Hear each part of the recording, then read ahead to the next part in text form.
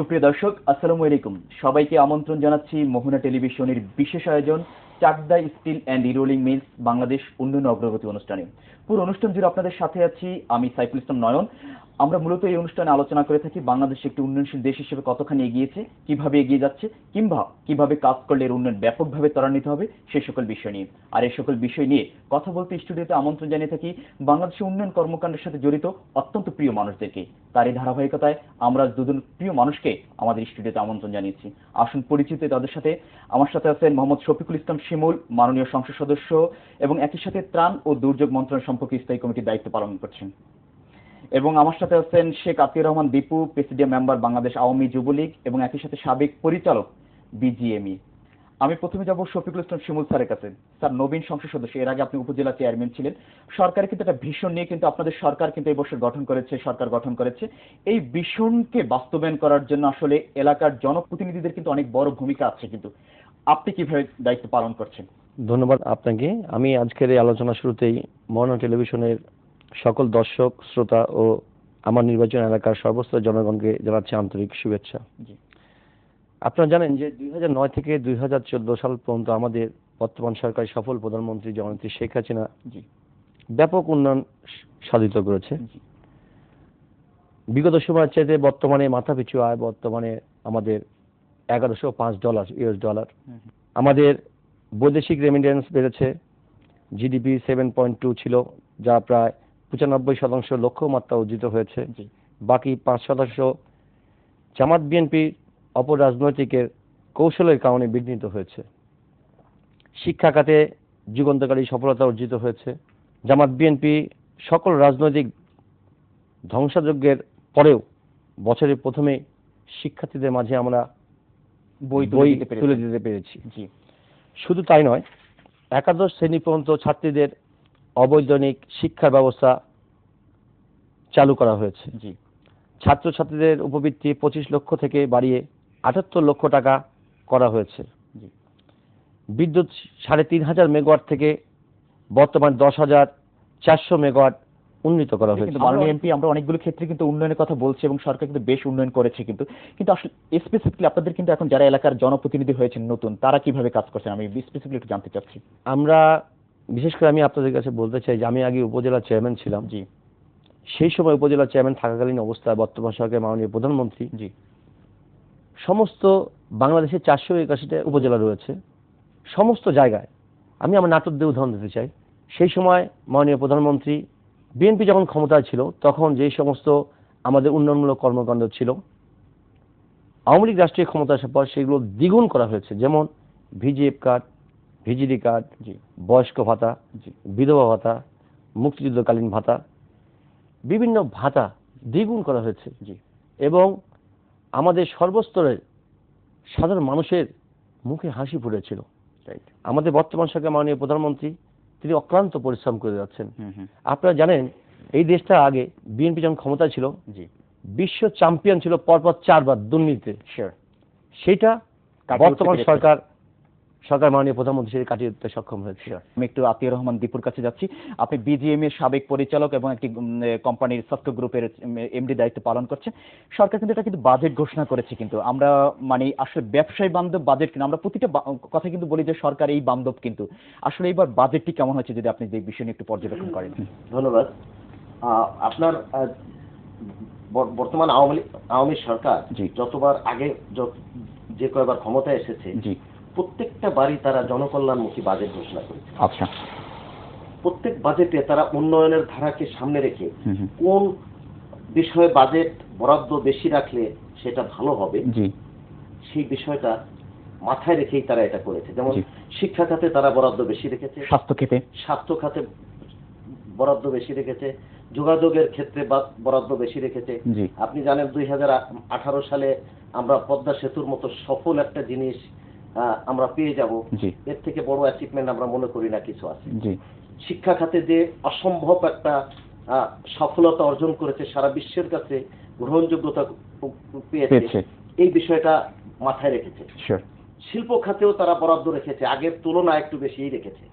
তবে আমি যারা বাজেট পুনর্বিন্যাস করবেন, যারা পুনর্বিবেচনা করবেন, এই বিষয়টা তাদের কাছে আমার একটা অনুরোধ থাকবে, আজ ব্যবসায়ী হিসেবে, একজন ট্রেড লিডার হিসেবে, জি শিল্প খাতে তাদের নজরটা একটু বেশি রাখা উচিত। তার কারণ যে শিল্প এদেশের সিংহভাগ অর্থনীতি অর্জন করে দিচ্ছে, অর্থনীতি চাঙ্গা রাখছে, ফরেন কারেন্সি অর্জন করে দিচ্ছে, যে শিল্পটা এদেশের অর্থনীতির মেরুদণ্ড, এই বিষয়টা মাথায় রেখে তাদের ইনফ্রাস্ট্রাকচারাল প্রত্যেকটা জিনিস আনার জন্য নতুন যে গার্মেন্টস পল্লী বা শিল্প প্রতিষ্ঠান, ইকোনমিক জোন সৃষ্টি করতে জননেত্রী শেখ হাসিনা বিভিন্ন জায়গায় এই বিষয়গুলা যে যাতে সুন্দরভাবে করতে পারে, ইটিভি প্ল্যান থেকে শুরু করে তাদের ইনফ্রাস্ট্রাকচার যে সামগ্রীগুলো লাগবে তৈরি করতে, জি এইগুলা ইম্পোর্ট করার জন্য, শুল্ক মুক্ত করার জন্য আমরা বলেছি। এটা আমার মনে হয় এটা বাজেটে চলেও আসছে, গেজেটভুক্ত হয়েছে। তো এই সব বিষয় সরকার মাথা রেখেই কিন্তু বাজেট দিয়েছে। আমি বলতে চাই বর্তমান সরকারের মাননীয় প্রধানমন্ত্রীর নেতৃত্বে আজকে মাননীয় অর্থমন্ত্রী যে 2,50,506 বাজেট যে ঘোষণা করেছে, এটা অবশ্যই জনকল্যাণমুখী বাজেট। বাংলাদেশ আজকে এগিয়ে যাচ্ছে, এগিয়ে যাবে, কোনো অপশক্তি নেই, কোনো অরাজনৈতিক তৎপরতা নেই যে তারা বাধাগ্রস্ত করতে পারবে। দেশ এগিয়ে যাচ্ছে, এগিয়ে যাবে। আতিউর রহমান একটু যোগ করতে চাচ্ছেন? আমি একটু যোগ করতে চাচ্ছি। এক্ষেত্রে আপনি দেখেন বিগত 5 বছর, আর 1 বছর কিছুদিন বাকি আছে, 5 বছর আওয়ামী লীগ সরকার ক্ষমতায় ছিল। এই সরকার ক্ষমতায় থাকাকালীন রাষ্ট্রনায়ক শেখ হাসিনা যে কঠোর হস্তে তার হৃদয় দিয়ে, এটি মিরপুর একটা শিল্পাঞ্চল, শিল্পাঞ্চলে গার্মেন্টস শিল্পাঞ্চল, বিভিন্ন শিল্প আছে, তার ভিতরে গার্মেন্টসের ভাগটা বেশি। 460টা গার্মেন্টস এই মিরপুরের ভিতরে আছে। বিগত 5 বছরে আপনি কোন আন্দোলন দেখেন নাই কিন্তু এখানে। কিন্তু আগের আমলে নিশ্চয়ই দেখেছেন আপনারা। আগের আমল বলতে কি আপনি কি বিএনপি বিরোধী দলে যারা ছিলেন, বিরোধী দলে যারা ছিলেন, বিএনপি জামাতের যে সরকার ছিল ওই সময় আপনারা দেখেন রাস্তা এখানে মানুষ হাঁটতে পারে নাই, গাড়ি চলতে পারে নাই, শুধু শ্রমিকদের আন্দোলনের কারণে। কারণ হলো জননেত্রী শেখ হাসিনার পক্ষেই সম্ভব হয়েছে দুইবার শ্রমিকদের বেতন বাড়ানো, যেটা ইতিহাসে নাই। এবং সে শ্রম মানে আইএলও এবং বিজিএমই, বিটিএমই সমস্ত সরকারের এজেন্সি সহ সমন্বয় একটা পরিষদ গঠন, সমন্বয়কে নিয়ে একটা পরিষদ গঠন করে এই কাজটা, সফল কাজটা করেছেন। এর জন্য আমাকে বলতে হবে জননেত্রী শেখ হাসিনার সরকার নিঃসন্দেহে শ্রমবান্ধব সরকার। আচ্ছা, তারপরেও মাননীয় প্রধানমন্ত্রী তিনি কাজ করে যাচ্ছেন, এবং আমি বিশ্বাস করি বাংলার সাধারণ জনগণ এই সরকারের সঙ্গে রয়েছে। আমাদের সময় হচ্ছে একটা বিরতির। সুপ্রিয় দর্শক, আমরা যাব চাকদা স্টিল অ্যান্ড রিরোলিং মিলসের সৌজন্য ছোট্ট একটা বিরতিতে। আশা করছি আমাদের সাথেই থাকবেন।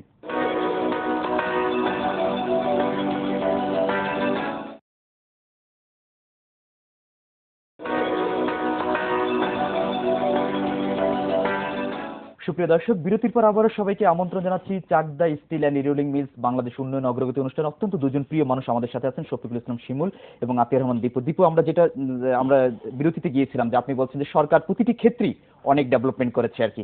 আমরা উন্নয়নের কথা বলেছেন এবং শ্রমিক আন্দোলনের কথা বলেছেন, সেটা কিন্তু এখনো কিন্তু আমরা লক্ষ্য করছি। আমি যেটা বলেছিলাম, লক্ষ্য করেছেন আপনারা, এত বড় একটা দেশ, তার ভিতরে সবচাইতে শ্রমিক ওরিয়েন্টেড এই ইন্ডাস্ট্রিটা, গার্মেন্ট শিল্প, এই ইন্ডাস্ট্রিতে টুকটাক ছোটখাটো দুর্ঘটনা এটা থাকবেই। মাননীয় এমপি, আমরা একটু উন্নয়নের দিকে যেতে চাচ্ছি আর কি, যে আসলে আপনি এলাকায় নতুন জনপ্রতিনিধি, সেক্ষেত্রে হচ্ছে আমরা অনেক সময় শুনে আসছি যে আসলে মানে আপনার সংসদ সদস্য হওয়ার পর এলাকার সাথে অনেকের দূরত্ব বেড়ে যায়, যেই প্রতিশ্রুতি দিয়ে আসে সেটাও ঠিক মতো রক্ষা করছেন। এখন আপনি নতুন সংসদ সদস্য বিষয়টি কিভাবে দেখছেন? আচ্ছা, আমি যদি আমার নির্বাচন এলাকা নাটোর সদর এবং লড়ডাঙ্গা উপজেলা উন্নয়নের পরিকল্পনার দিকে আসি, সেক্ষেত্রে বলতে হয় বিগত 5 বছরে নাটোর সদর এবং লড়ডাঙ্গা তেমন দৃশ্যমান উন্নয়ন সাধিত না হলেও সার্বিকভাবে কিছু উন্নয়ন তো অবশ্যই আমাদের মাননীয় প্রধানমন্ত্রীর নেতৃত্বে সাধিত হয়েছে। তবে আমি বয়সের তরুণ একজন সংসদ সদস্য হিসাবে নাটোরকে একটি মডেল নাটোর শহর হিসাবে করতে চাই। সন্ত্রাস এবং মাদক মুক্ত একটি শান্তির জনপদে পরিণত করতে চাই। কেননা আপনারা জানেন যে বিগত সময় এই নাটোর একজন সন্ত্রাসের জনপদ ছিল।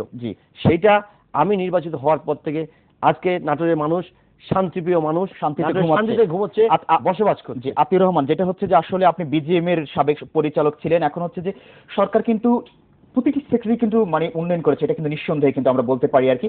এখন কিন্তু সরকার কিন্তু কিছু প্রতিবন্ধকতা কিন্তু আছে, কিন্তু আপনি এই বিষয়টিকে আপনি কিভাবে দেখছেন, কোথায় কোথায় আছে? আমাদের প্রতিবন্ধকতা যে জিনিসটা আছে, আমাদের বলতে আমি বলবো যে ব্যবসায়ী যারা আছে, ব্যবসায়ী সংগঠনের যে প্রতিবন্ধকতা আছে, আমরা বলেছি দেশে বিদ্যুতের অভাব ছিল, এই সরকারের সফলতার কারণে জি 3,500 মেগাওয়াট থেকে এখন 10,500 পুরোপুরি কাটিয়ে উঠতে পারিনি। না, এখন আমরা অলমোস্ট কাটিয়ে উঠেছি, কিছু বাকি থাকবেই, এটা সব সময় থাকবে। জি জি আমরা যখন 2019 সালে যখন এইটা আমরা 19,000 মেগাওয়াট বিদ্যুতে বা 20,000 মেগাওয়াট বিদ্যুতে চলে যাব, জি তখন এটার ঘাটতি থাকবে, তখন এই পরিমাণ ইন্ডাস্ট্রি কিন্তু তখন হতে থাকবে। শিওর এই দেশ তো ডিজিটাল দেশ হিসেবে রূপান্তরিত হচ্ছে হ্যাঁ। এবং শিল্প এখন জিডিপির হার কত? 1,050 ইউএস ডলার অ্যাপ্রক্সিমেট। হ্যাঁ আপনি দেখেন 22,000 বিলিয়ন, 22 বিলিয়ন ডলার আমাদের এক্সপোর্ট, জি 22 বিলিয়ন ডলার ফরেন কান্ট্রি শুধু একটা সেক্টর এক্সপোর্ট। জি সো আপনি কেন আমরা ভাবি না যে এইটা 2019 সালে 50 বিলিয়ন ডলারে যাবে না? জি এটা আশ্চর্য বিষয়। এর সঙ্গে আমি যোগ করি, আশ্চর্য বিষয় হচ্ছে আপনারা জানেন যে আওয়ামী লীগ সরকার আসলে দেশে উন্নয়ন হয়, উন্নয়ন সাধিত হয়, কিন্তু সেই উন্নয়নকে আবার যখন বিএনপি সরকার আসে সেটা আবার এটা পাল্টে ফেলে। আপনারা জানেন যে আমাদের বিদ্যুৎ সেক্টর, আমাদের বর্তমান সরকার মাননীয় প্রধানমন্ত্রী যখন ক্ষমতায় এসেছিল সেই সময় 1996 সালে ক্ষমতা আসার পরে বিদ্যুৎটা 4,300 মেগাওয়াটের উন্নত করা হয়েছিল। সেটা বিএনপি যখন পরবর্তী 2001 সালে ক্ষমতা আসলো তখন কিন্তু এটা আবার কমিয়ে ফেলেছে। আবার বর্তমান সরকার মাননীয় প্রধানমন্ত্রী 10,800-তে মানে আনতে সক্ষম হয়েছে। এবং একটি কথা এই সরকার মাননীয় প্রধানমন্ত্রী তিনি বলেছেন যে 2019 সালের মধ্যে 24,000 মেগাওয়াটে উন্নীত করা হবে। তখন কিন্তু ব্যবসা প্রতিষ্ঠান অনেক গড়ে উঠবে এবং সমস্ত বাসায় বাসায় যে সমস্ত জায়গা বিভিন্ন শিল্প কলকারখানা আছে, বাসা বাড়ি আছে, সমস্ত জায়গায় বিদ্যুতের সমস্যার সমাধান হবে। দলীয় একজন লোক হিসেবে আসলে বিষয়টিকে কিভাবে দেখছেন, কি করা দরকার সরকার এখন? সরকারের উন্নয়নের জন্য আমার মতো একটা ছোট্ট প্রাণী এত বড় উপদেশ দিতে পারে না। তারপর আপনি বিজিএম এর পরিচালক, এটা কিন্তু একটা বড় বিষয়, বড় একটা পরিচালক, বড় একটা বিষয়, ব্যবসায়িক মহলের নেতা হিসেবে বড় একটা বিষয়। আমরা সবসময় সরকারের পক্ষকে গঠনমূলক সমালোচনা করেই কিন্তু আমরা, সমস্ত ব্যবসায়ী সংগঠন কিন্তু সরকারের বিপক্ষে কথা বলে না, সরকারকে গঠনমূলক সমালোচনা করে তাকিয়ে। আমাদের একটি কথা আছে, আমরা সংশোধন কথা বলি, আমাদের মাননীয় প্রধানমন্ত্রী তিনি বলেছেন, তিনি সবার উদ্দেশ্যে বলেছেন যে আমরা কর্মকাণ্ড করব, আমরা উন্নয়নমূলক কর্মকাণ্ড করছি, কিন্তু আমাদের যদি কর্মকাণ্ড কোনো ধরনের যদি কোনো বাধাগ্রস্ত বা কোনো খারাপ কাজ করে থাকি অবশ্যই সংসদে আপনার কথা বলবেন। আচ্ছা, আমাদের বিশেষ করে আমাদেরকে বলেছে যে আমাদের কোনো ধাপ যদি আমরা কোনো কাজ করতে গিয়ে যদি কোনো রকম সমস্যা পড়ে আপনি অবশ্যই কথা উপস্থাপন করবেন। সংসদে তুলে ধরার জন্য রয়েছে মূল জায়গা, মূল প্রাণকেন্দ্র মহান জাতীয় সংসদ, সেখানে সকলের কথা বলার অধিকার রয়েছে, সবাই মন খুলে কথা বলতে পারে। আমি একটা বিষয় বলবো যে বিগত বিরোধী দল যেটা করেনি সংসদে এসে তারা, আজকে দেখুন তারা তো সবসময় অনুপস্থিত ছিল। তারা খালি নামে মাত্র ওই টাকা পয়সা সংসদে এসে খালি সই করে যেত, ভাতা ঠিকই পেত, মানে যেটা সম্মানী তারা নিত, যেটা সুবিধা সমস্ত সুযোগ সুবিধা তারা নিত, কিন্তু সংসদে উপস্থিত থাকতো না। আজকে কিন্তু মহান জাতীয় সংসদ পরিপূর্ণ এবং গঠনমূলক কথা হয় ওইখানে। বিরোধী দল রয়েছে, আমাদের বিরোধী দল বর্তমানে রয়েছে, তারা কিন্তু বিরোধিতা করে। আমাদের কোনো কর্মকাণ্ড যদি আমাদের কোনো খারাপ কাজ করতে মানে কোনো কাজের ত্রুটি দেখে সঙ্গে সঙ্গে তারা বিরোধিতা শুরু করে। সমালোচনা আমরা হ্যাঁ অবশ্যই আমরা এক্সপেক্ট করি নি, অবশ্যই আমরা ভালো কাজের আমরা অবশ্যই সমর্থন করতে হবে, সমর্থন। বিশেষ করে আমি একটা বিষয় বলতে চাই আপনাকে, আমাদের প্রিয় নেত্রী, আমরা শেষ করতে হবে মাননীয় এমপি, আপনি যদি সর্বশেষ আমাদের একটু আশার বাণী শোনান দেশ নিয়ে। আর না, দেশ নিয়ে অবশ্যই আমার বিশ্বাস যে মাননীয় প্রধানমন্ত্রীকে আজকে বহির্বিশ্ব থেকে যেভাবে তাকে সাপোর্ট দিচ্ছে, সমস্ত জায়গা তাকে দাওয়াত দিচ্ছে এবং তার রাষ্ট্রীয় সফর করার জন্য তাকে দাওয়াত দিচ্ছে, তিনি যাচ্ছেন গিয়ে যেই সমস্ত বহির্বিশ্ব যেভাবে আমাদেরকে সাহায্যের হাত বাড়িয়ে দিয়েছে, আমি বিশ্বাস করি 2021 সাল লাগবে না, 2019 সালের মধ্যে এই বাংলাদেশকে একটু উন্নত একটা মর্যাদাশীল দেশ হিসাবে আমরা গড়ে উঠতে পারবো। রহমান, একজন শিল্পপতি হিসেবে আপনি বিষয়টি কিভাবে দেখছেন? আপনাকে একজন ব্যবসায়ী হিসেবে যদি আপনি জানতে চান যে সরকারের আর কি গঠনমূলক সমালোচনা করলে সরকার আরো এগিয়ে যাবে, আমরা কয়েকটা জিনিস আমি শুধু উল্লেখ করে দেব। আইন শৃঙ্খলা পরিস্থিতিতে কঠোর হস্তে দমন করতে হবে। যে অবস্থা আছে অতীতের থেকে ভালো আছে, বাট এর থেকে ভালো আমরা দেখতে চাই। আইন শৃঙ্খলা পরিস্থিতি, যোগাযোগ ব্যবস্থা যথেষ্ট উন্নয়ন হচ্ছে, আর একটু ত্বরান্বিত করতে হবে যে এই উন্নয়নটা যত দ্রুততম সময়ে 2.5 ঘন্টায় আমরা চট্টগ্রামে মাল পৌঁছাইতে পারবো, এক্সপোর্টের মাল। আমরা সেই আশাবাদী, আমরা বেশ আশাবাদী, অল্প সময় আমরা দেখতেও পারবো ইনশাআল্লাহ জননেত্রী শেখ হাসিনার নেতৃত্বেই সেটা সম্ভব হয়েছে আচ্ছা। এবং এটা ইনশাআল্লাহ হবে। জি। এটাকে ত্বরান্বিত করার জন্য জি। যে টিম গঠন করেছে, জি। এটাকে খুব স্পিডি টিম নিয়ে, সার্ভিলেন্স টিম, জি। মানে স্ট্রাইকিং ফোর্স আছে না, জি। জননেত্রী শেখ হাসিনার যে স্ট্রাইকিং ফোর্স গুলো Force আছে আছে। তাদেরকে কাজে লাগাতে হবে। জি, কাজে লাগাতে হবে। সর্বশেষ আপনি 30 সেকেন্ডে বলেন স্বপ্নের বাণী আসলে কি দেখছেন বাংলাদেশকে নিয়ে আপনি? বাংলাদেশকে নিয়ে স্বপ্নের বাণী আমরা একটাই দেখি, জি। ভিশন 2041 41 বাস্তবায়ন হবেই। বাস্তবায়ন হবেই এবং এদেশের প্রজন্ম জি। তারা দেখতে পারবে কার নেতৃত্বে এই ভিশন ছিল জি। এবং সেখানে তারা মাথা উঁচু করে বিশ্বের দরবারে বলবে যে আমরা বাঙালি, বাংলা আমাদের ভাষা, জননেত্রী শেখ হাসিনা তাদের নেতা। মাননীয় এমপি ছোট্ট করে 30 সেকেন্ডে ছোট্ট করে যদি বলেন একটু। না, আসলে আমি এই কথাটি বলতে চাচ্ছিলাম যে বর্তমান সরকার মাননীয় প্রধানমন্ত্রী যেভাবে পরিশ্রম করে যাচ্ছে, জি, অবশ্যই আমাদের যে সামনে যে ভিশন আছে সেটা বাস্তবায়ন হবে ইনশাআল্লাহ। আমরা আশা করছি যে মাননীয় প্রধানমন্ত্রীর যে ভিশন 2041 সালে সেটি অবশ্যই বাস্তবায়ন হবে এবং দেশ অনেক দূর এগিয়ে যাবে। শফিকুল ইসলাম শিমুল এবং আতিয়ার রহমান দীপু, অসংখ্য ধন্যবাদ আপনাদের দুজনকে আমাদেরকে সময় দেওয়ার জন্য। ধন্যবাদ। ধন্যবাদ আপনাকে এবং দর্শকবৃন্দ যারা আছেন, কল্যাণ কুশলী সবাই। যাও। সুপ্রিয় দর্শক, আমরা আমাদের অনুষ্ঠান একেবারে শেষ প্রান্তে। তবে যাওয়ার আগে বলছি, অনুষ্ঠান সম্পর্কে যে কোনো তথ্য এবং মতামত আপনি আমাদেরকে জানাতে পারেন। আপনি জানান আমাদেরকে, আমরা জানাবো গোটা দেশবাসীকে। এতক্ষণ আমাদের সাথে থাকার জন্য সবাইকে অসংখ্য ধন্যবাদ জানিয়ে আমি সাইফুল ইসলাম নয়ন এখানে বিদায় নিচ্ছি। ভালো থাকবেন সবাই, আল্লাহ হাফেজ।